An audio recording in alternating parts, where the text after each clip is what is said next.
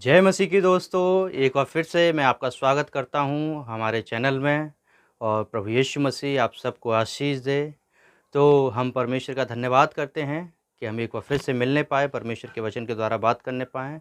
जितने लोग हमारे चैनल को देखते हैं धन्यवाद, और जितने लोग देखते रहना चाहते हैं प्लीज़ सब्सक्राइब करें। सो आइए हम परमेश्वर के वचन में चलते हैं।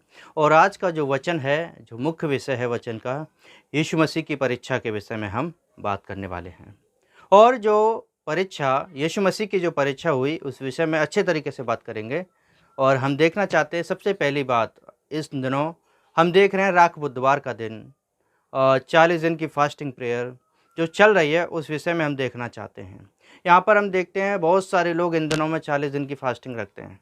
क्रिश्चियंस लोगों में बहुत सारे लोग फास्टिंग रखते हैं, उपवास रखते हैं, प्रार्थना करते हैं, 40 दिन लगातार प्रार्थनाएं करते हैं, 40 दिन लगातार प्रभु यीशु मसीह की संगति में बढ़ते हैं, 40 दिन लगातार वो यीशु मसीह के साथ चलते रहते हैं।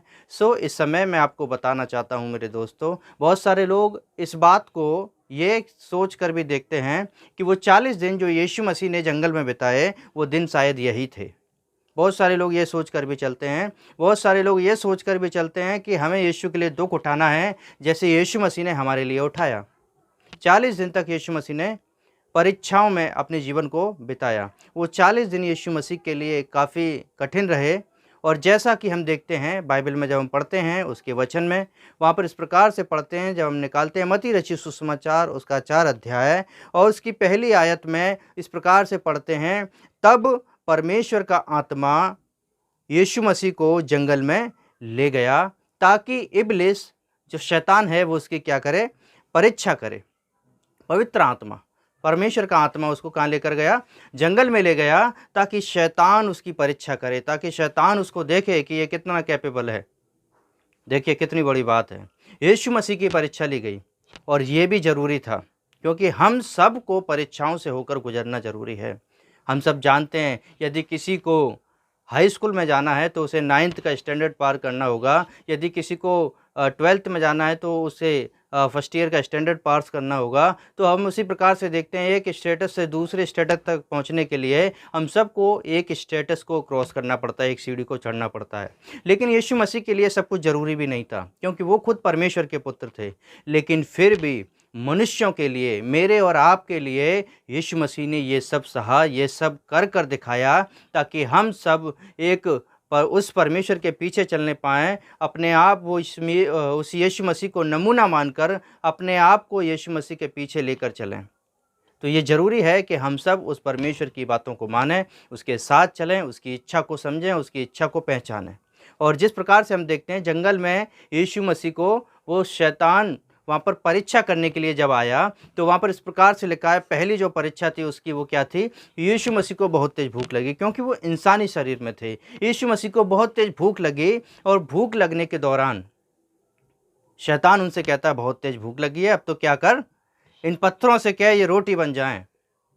और यीशु मसीह चाहते तो वो कर सकते थे, लेकिन यीशु मसीह ने वैसा नहीं किया। यीशु मसीह चाहते तो वो सब कुछ कर सकते थे, क्योंकि उनके पास वो सामर्थ्य, वो अधिकार परमेश्वर ने उन्हें दिया था, ताकि वो सब कुछ करने पाएँ। लेकिन फिर भी यीशु मसीह उस नियम को जो मनुष्यों के लिए ज़रूरी है, उसी तरीके से वो जिए और हमको भी सिखाया, और हम भी उसी तरीके से सीखते हैं। यीशु मसीह ने उसको ना मना कर दिया, और परंतु यीशु मसीह ने उसके वचन से, परमेश्वर के वचन से शैतान को जवाब दिया और उससे कहा, शैतान से क्या कहा हम सब जानते हैं। वहाँ पर यीशु मसीह ने उससे कहा, मनुष्य केवल रोटी से ही नहीं परंतु परमेश्वर के मुंह से निकले हुए वचनों से जीवित रहेगा। मेरे प्रियो, परमेश्वर का वचन मेरे और आपके लिए बहुत ज़्यादा ज़रूरी है। परमेश्वर का वचन इस संसार में सबसे ज़्यादा ज़रूरी हम सब के लिए है, क्योंकि रोटी से नहीं, संसार की चीज़ों से नहीं, हम परमेश्वर के वचन से जीवित रहेंगे। दूसरी परीक्षा के विषय में भी हम देखते हैं, तो शैतान उसको कंगूरे पे ले जाके खड़ा करता है और उससे बातें करता है, उससे कहता है, क्या कहता है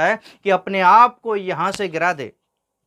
लेकिन यीशु मसीह उससे कहते हैं उस समय पर भी कि नहीं, परमेश्वर का वचन कहता है।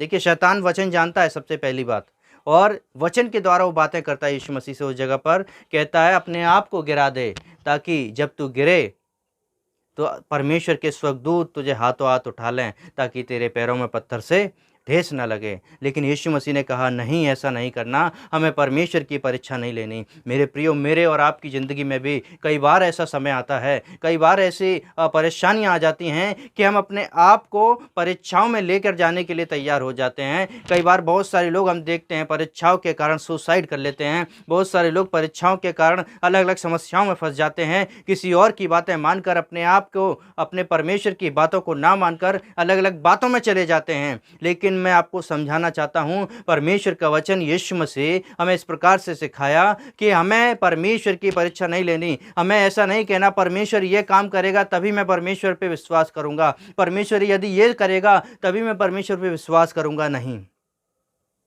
हमें परमेश्वर पे विश्वास करके चलना है। उसमें कोई शर्त नहीं होनी चाहिए, उसमें कोई नियम नहीं होना चाहिए। परंतु परमेश्वर तो बेहिसाब प्यार करता है, इतना प्यार करता है अपने बेटे को भेजा ताकि वो उन परीक्षाओं से गुजरे और हम सब उस परीक्षाओं से बच जाएं। परंतु आज हमारे पास संसारिक परीक्षाएं ज़रूर आती हैं, हम संसार की स्थितियों में ज़रूर फंस जाते हैं। लेकिन मैं आपको बताना चाहता हूँ, हमारा परमेश्वर उनमें भी हमें नहीं छोड़ेगा।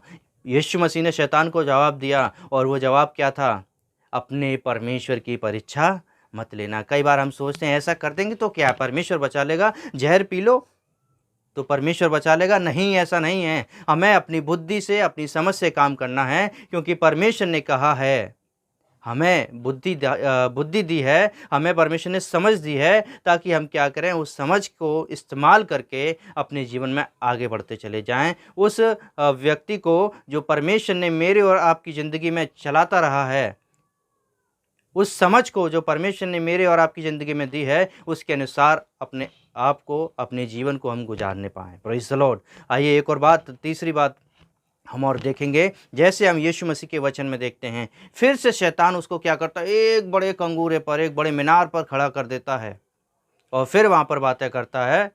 यीशु मसीह से डायरेक्टली बातें करता है और कहता है, देख, वो सारा वैभव, सारी चीज़ें दिखाता है, संसार की सारी भरमाने वाली चीज़ें, सारी लुभाने वाली चीज़ें, सारी आशीषें जो चीज़ें उनको लगती हैं, सारा पैसा, धन दौलत सब कुछ दिखाता है। उस जगह पर शैतान उससे कहता है, ये मैं सब कुछ तुझे दे दूँगा यदि तू मुझे एक बार दंडवत करे और मुझे झुककर प्रणाम करे।